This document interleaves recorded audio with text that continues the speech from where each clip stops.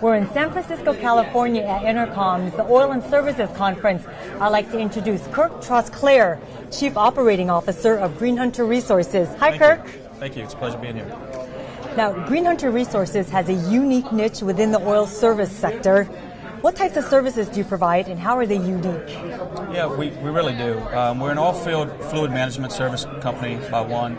We consider ourselves in the environmental services sector as well, and we have a couple of different things that we do provide for the E&P operators out there. First and foremost is Class 2 disposal facilities for disposal of their brine fluids. Secondly would be transportation of the brine, and also which comes with that is a mixture of brine and condensate loads. Third thing would be frac cycle, which will be our water cleanup and recycle division inside of our company.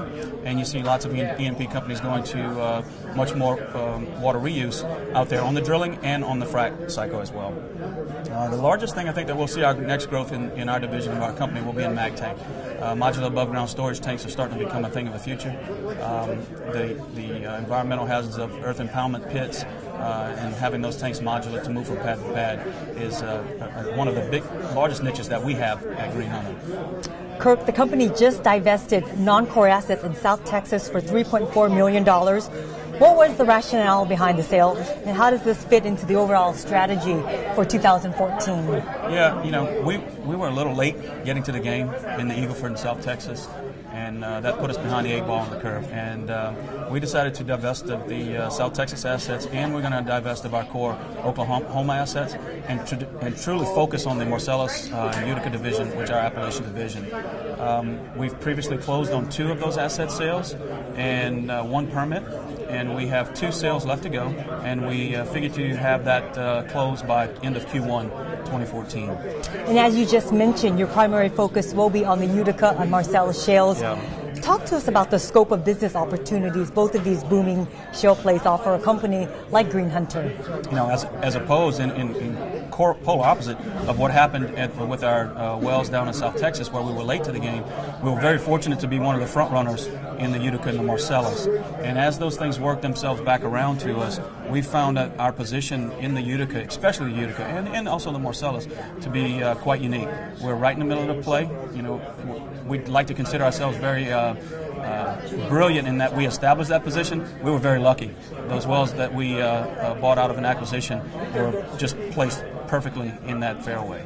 And you know, the Utica and that Appalachian division, Utica Marcellus, will continue to grow.